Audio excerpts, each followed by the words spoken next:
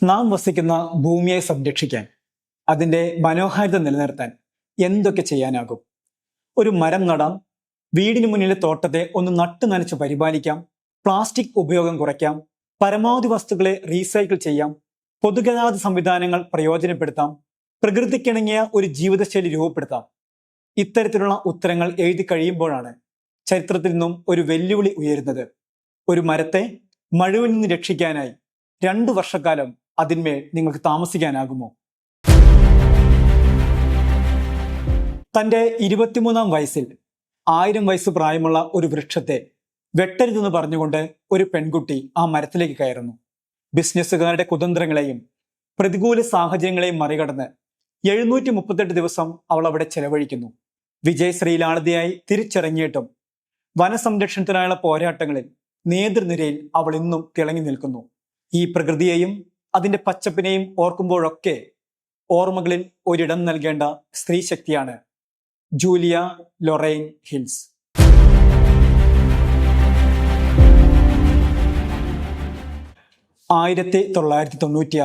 ജനുവരി 1 അമേരിക്കയിലെ Humboldt കൗണ്ടിയിലുള്ള Stafford പട്ടണത്തിലെ ജനങ്ങൾ പുതുവത്സര ആഘോഷങ്ങളിൽ മുഴുകിയിരിക്കുമ്പോഴാണ് അവരുടെ ആനന്ദത്തിന് മീതെ ഒരു വലിയ മൺകൂന വന്ന് പതിച്ചത്. യാതൊരു തത്വദീക്ഷയുമില്ലാതെ പരിസരത്തെ കുന്നുകളിലെയും ചരിവുകളിലെയും വൃക്ഷങ്ങൾ മുറിച്ചു മാറ്റിയത് മൂലമുണ്ടായ ആ മണ്ണിടിച്ചിലിൽ 5 മീറ്റർ വരെ ഉയരത്തിൽ ആ പ്രദേശമാകെ മണ്ണും ചെളിയും വന്നു നിറഞ്ഞു. ആളപായം ഉണ്ടായില്ലെങ്കിലും നിരവധി കെട്ടിടങ്ങൾ പൂർണ്ണമായും നശിച്ചു. പാൽകോ എന്നറിയപ്പെട്ടിരുന്ന പസഫിക് ലുംബർ കമ്പനിയുടെ പ്രകൃതിമേലുള്ള കടന്നുകയറ്റത്തിനെതിരെ അവിടുത്തെ ജനങ്ങളന്ന് രംഗത്ത് വന്നു. എന്നാൽ പ്രതിഷേധങ്ങളെ അവഗണിച്ചും വകഞ്ഞുമാറ്റിയും കമ്പനി വൃക്ഷങ്ങളുടെ കടയ്ക്കൽ കോടാലി വെച്ചുകൊണ്ടേയിരുന്നു. എർത്ത് ഫസ്റ്റ് എന്ന സന്നദ്ധ സംഘടനയായിരുന്നു പ്രക്ഷോഭങ്ങൾക്ക് നേതൃത്വം നൽകിയിരുന്നത്. അധികാരവും സമ്പത്തും കമ്പനിയുമായി കൈകോർത്ത് നിന്നപ്പോൾ ഇനി എന്ത് എന്ന ചോദ്യം അവരെ വല്ലാതെ തളർത്തി.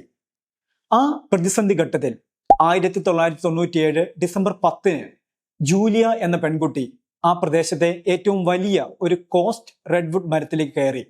തന്നെ കൊല്ലാതെ ഈ മരങ്ങൾക്ക് നേരെ വാളോങ്ങാനാകില്ല എന്ന് പ്രഖ്യാപിച്ചുകൊണ്ട് അവൾ ആ മരച്ചില്ലകളിന്മേൽ വാസം തുടങ്ങി.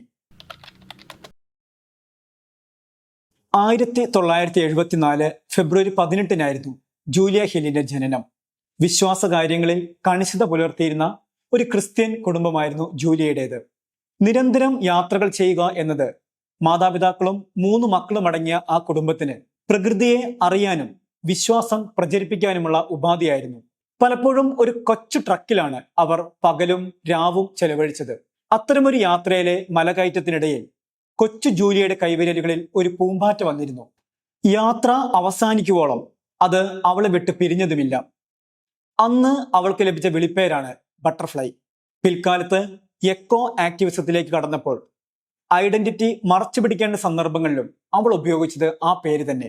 അങ്ങനെയാണ് Julia Lorraine Hill Julia Butterfly ഹില്ലായി രൂപാന്തരപ്പെട്ടത്.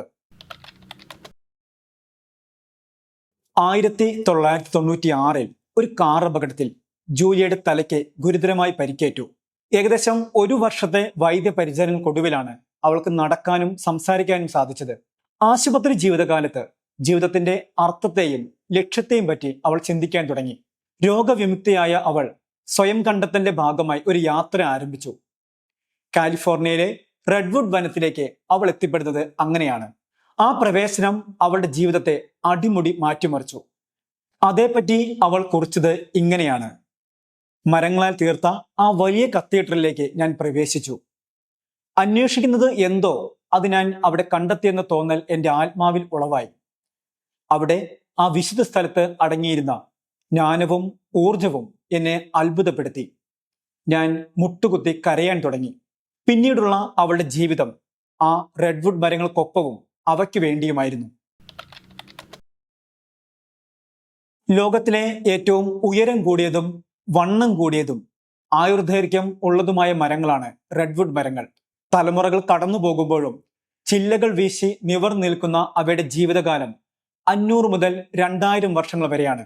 2200 വർഷങ്ങൾ വരെ പഴക്കമുള്ളവ ഭൂമിയിൽ നിലനിൽക്കുന്നു എന്ന് കണക്കാക്കുമ്പോൾ ക്രിസ്തു ജീവിച്ചിരുന്ന കാലത്തെ വിശേഷങ്ങൾ വരെ അവയ്ക്കറിയാം എന്ന് സാരം. റെഡ്വുഡ് മരങ്ങളുടെ തോലിന്റെ കട്ടി എന്നത് 12 ഇഞ്ചാണ്. കീടങ്ങളുടെ ആക്രമണത്തെയും അഗ്നിബാധകളെയും അതിജീവിക്കാൻ അവയെ സഹായിക്കുന്ന പ്രധാന ഘടകം ഇതാണ്.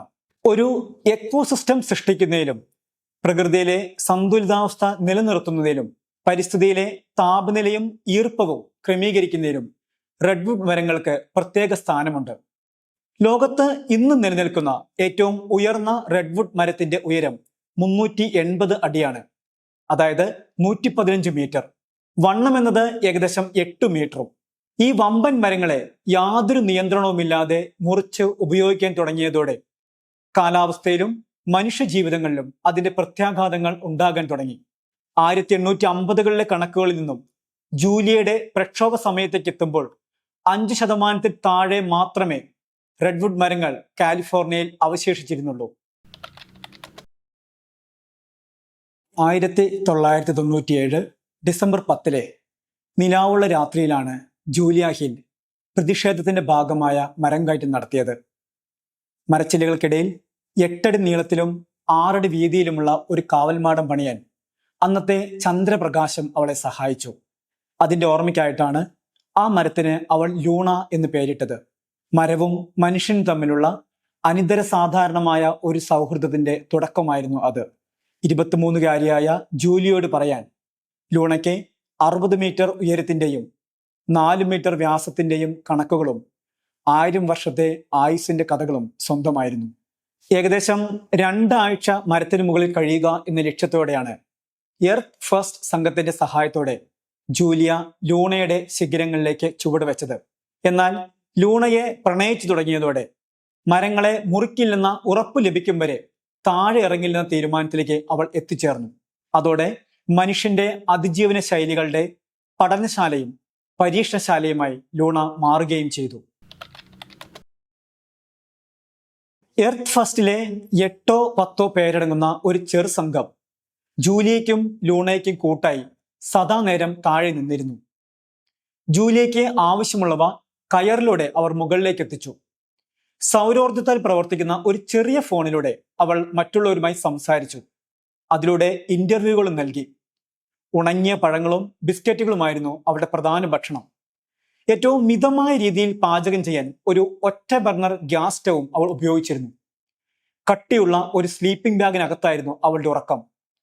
എപ്പോഴും ഒരു സുരക്ഷാ ബെൽറ്റ് ഉപയോഗിച്ച് തന്റെ ശരീരത്തെ അവൾ ലൂണയോട് ചേർത്ത് ബന്ധിച്ചിരുന്നു.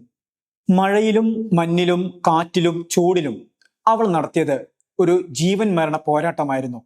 മഴക്കാലത്ത് ദിവസങ്ങളോളം നനഞ്ഞ വസ്ത്രങ്ങളിൽ അവൾക്ക് കഴിയേണ്ടി വന്നു. 100 കിലോമീറ്റർ വേഗതയിൽ വീശിയടിക്കുന്ന കാറ്റിനോടും അവൾക്ക് ചേർത്തു നിൽക്കേണ്ട സാഹചര്യങ്ങളും ഉണ്ടായി. 90 ദിവസം വരെ മരത്തിന് മുകളിൽ ചെലവഴിച്ച നിലവിലെ റെക്കോർഡ് തകർത്തതോടെയാണ് മാധ്യമങ്ങളും മനുഷ്യരും ജൂലിയയെ ശ്രദ്ധിക്കാൻ തുടങ്ങിയത്. പസഫിക് ലുബ്ബർ കമ്പനിയും ഈ സമയത്ത് വെറുതെ ഇരിക്കുകയായിരുന്നില്ല. മരം മുറിക്കലിനെതിരെ പ്രതിഷേധിച്ചവർക്കു മേലെ മരം മുറിച്ചിട്ട് ചരിത്രമുള്ള കമ്പനി കുതന്ത്രങ്ങളിലൂടെ ജൂലിയയെ താഴെ ഇറക്കാൻ കിണഞ്ഞു പരിശ്രമിച്ചു. അവരുടെ സെക്യൂരിറ്റി ഗാർഡുകൾ പരിസ്ഥിതി പ്രവർത്തകരെ ആക്രമിക്കുകയും ഭക്ഷ്യവസ്തുക്കൾ നശിപ്പിക്കുകയും ചെയ്തു. ഇത് ജൂലിയയെ ചില ദിവസങ്ങളിൽ പട്ടിണിയിലേക്ക് തള്ളിയിട്ടു. ഇവയ്ക്ക് പുറമെ ഹെലികോപ്റ്റർ ഉപയോഗിച്ച് മരത്തിന് ചുറ്റും ശക്തമായി കാറ്റടിപ്പിച്ചു. രാത്രികളിൽ വലിയ ബൾബുകളിലൂടെ ദീർഘനേരം വെളിച്ചം വിതറി. ലൗഡ് സ്പീക്കറുകളിലൂടെ ഘോര ശബ്ദങ്ങളും അധിക്ഷേപങ്ങളും മുഴക്കി. എന്നിട്ടും ലൂണ കുലുങ്ങുകയോ ജൂലിയ ഇറങ്ങുകയോ ചെയ്തില്ല. ലഭിച്ചു വന്ന പിന്തുണയും ഐക്യദാർഢ്യ പ്രകടനങ്ങളും നാൾക്കുനാൾ വർദ്ധിച്ചതോടെ ജൂലിയ കൂടുതൽ കരുത്തുള്ളവളായി. ഉയരങ്ങളിലിരിക്കുന്ന അവൾക്ക് മുൻപിൽ ഒടുവിൽ പാൽക്കോ കമ്പനി മുട്ടുമടക്കി. 1999 ഡിസംബർ 18 ജൂലിയ മരത്തിൽ നിന്നിറങ്ങി മണ്ണിനെ തൊട്ടു. ആ ഐതിഹാസിക വിജയത്തിൽ കമ്പനി രേഖാമൂലം നൽകിയ ഉറപ്പുകൾ ഇവയാണ്. മരം മുറിക്കുന്നതിൽ നിയന്ത്രണം കൊണ്ടുവരും. ജൂലിയയുടെ ലൂണയെ ഒരിക്കലും മുറിച്ചു മാറ്റില്ല. ലൂണയ്ക്ക് ചുറ്റുമുള്ള 3 ഏക്കർ വരുന്ന പ്രദേശത്തെ ഒരു സംരക്ഷിത വനമേഖലയായി പരിപാലിക്കും. കാലിഫോർണിയയിലെ സ്റ്റേറ്റ് യൂണിവേഴ്സിറ്റിക്ക് സുസ്ഥിര വനവൽക്കരണ പദ്ധതികളെക്കുറിച്ച് പഠിക്കാനായി കമ്പനി $50,000 സഹായം നൽകും. മണ്ണിൽ നിന്ന് ഇറങ്ങിയ ശേഷം തന്റെ അനുഭവങ്ങൾ പങ്കുവയ്ക്കാനും പ്രകൃതി സംരക്ഷണത്തിന്റെ പ്രാധാന്യം ബോധ്യപ്പെടുത്താനുമായി ജൂലിയ തന്റെ യാത്രകൾ തുടർന്നു. പലയിടത്തായി സംഘടിപ്പിക്കപ്പെട്ട പ്രതിഷേധ പരിപാടികളിലും സജീവ സാന്നിധ്യമായി. ഒരിക്കൽ ആഫ്രിക്കയിലെ ഇക്കഡോറിൽ വെച്ച് അറസ്റ്റ് വരികയും ചെയ്തു. തന്റെ വ്യത്യസ്തമായ ചെറുത്തുനിൽപ്പിനെക്കുറിച്ചും ലൂണയുമായുള്ള അഗാധ ബന്ധത്തെപ്പറ്റിയും ജൂലിയ എഴുതുകയുണ്ടായി. 2000 അത് ഒരു പുസ്തകമായി പ്രസിദ്ധീകരിക്കപ്പെട്ടു. Book the legacy of Luna എന്ന് പേരിട്ട പുസ്തകം പൂർണ്ണമായും റീസൈക്കിൾ ചെയ്ത പേപ്പറുകളിലാണ് അച്ചടിച്ചു വന്നത്. വിവിധ ഡോക്യുമെന്ററികളും സംഗീത ആൽബങ്ങളും തന്റെ സന്ദേശ പ്രചാരണത്തിനായി അവർ നിർമ്മിക്കുന്നുണ്ട്. അവയിൽ നിന്നും ലഭിക്കുന്ന വരുമാനവും തന്റെ മറ്റു സമ്പാദ്യങ്ങളും 1999 താൻ സ്ഥാപിച്ച സർക്കിൾ ഓഫ് ലൈഫ് എന്ന പാരിസ്ഥിതിക സംഘടനയുടെ പ്രവർത്തനങ്ങൾക്കായിട്ടാണ് ചെലവഴിക്കുന്നത്. ഒരു പ്രതിബന്ധത്തിനും കീഴടങ്ങാത്ത ജൂലിയ തളർന്നു പോയത് 2000 നവംബറിൽ പ്രിയമരമായ ലൂണയ്ക്ക് മുറിവേറ്റു എന്ന വാർത്ത കേട്ടപ്പോഴാണ്. 32 ഇഞ്ച് ആഴത്തിൽ ചെയിൻസോ ഉപയോഗിച്ചുള്ള ഒരു മുറിവാണ് ലൂണയുടെ ശരീരത്തിൽ ഉണ്ടായത്. ഗുരുതരമായ ആ മുറിവ് കണ്ടെത്തിയ അന്ന് തന്നെ അതിനുള്ള പ്രതിവിധികളും ആരംഭിച്ചു. മരുന്നുകളും സ്റ്റീൽ കേബിളുകളുടെ സഹായവുമൊക്കെ നൽകപ്പെട്ട ലൂണ പുതുനാമ്പുകൾ വിടർത്തി മനുഷ്യ പ്രകൃതി ബന്ധത്തിന്റെ പ്രതീകമായി ഇന്നും നിലനിൽക്കുന്നു. മാസത്തിൽ ഒരിക്കലെങ്കിലും ലൂണയെ സന്ദർശിക്കുന്ന പതിവ് ജൂലിയ മുടക്കമില്ലാതെ തുടരുകയും ചെയ്യുന്നു. മുറിച്ചു നീക്കപ്പെടുന്ന മരങ്ങളെപ്പറ്റിയും നാമാവശേഷമാകുന്ന ജീവിവർഗങ്ങളെപ്പറ്റിയും ആകുലപ്പെടുന്ന ജൂലിയ 2023 കാലാവസ്ഥ ഉച്ചകോടിയിൽ സംസാരിക്കുകയുണ്ടായി. അവളുടെ വാക്കുകൾ ഇപ്രകാരമായിരുന്നു: എനിക്ക് ഭാഗമാകാൻ ഭാഗ്യം ലഭിച്ച കഥയ്ക്ക് സ്വയമേവ ജീവനുള്ളതായി തോന്നുന്നു. അതിനാലാണ് ഭൂമിയെപ്പറ്റി ആശങ്കപ്പെടുന്നവരെല്ലാം അത് വായിക്കാൻ തേടി വരുന്നതും സോഷ്യൽ മീഡിയയിൽ അത് പങ്കുവെക്കപ്പെടുന്നതിൽ ആവർത്തനങ്ങൾ ഉണ്ടാകുന്നതും. ആ കഥ നൽകുന്ന വിശ്വാസവും പ്രത്യാശയും നല്ല മാറ്റങ്ങൾക്ക് കാരണമാകുമെന്ന് കരുതുന്നു. ആത്മാവും ജീവനുമുള്ള കഥകൾ സൃഷ്ടിക്കാൻ പരിശ്രമിക്കുന്ന മനുഷ്യരെ അടുത്തറിയാനും സാധ്യമായ രീതികളിൽ അവരെ അനുകരിക്കാനും അവരോട് ചേർന്ന് നിൽക്കാനും നമുക്ക് പരിശ്രമിക്കാം. ഒരു പുതിയ കഥയുടെ വളർച്ചയ്ക്ക് അത് കാരണമായെങ്കിലോ. ഓർമ്മകളിൽ ഒരിടം തേടിയുള്ള ഈ യാത്ര നിങ്ങൾക്കൊപ്പം തുടരാനാകുമെന്ന പ്രതീക്ഷയോടെ.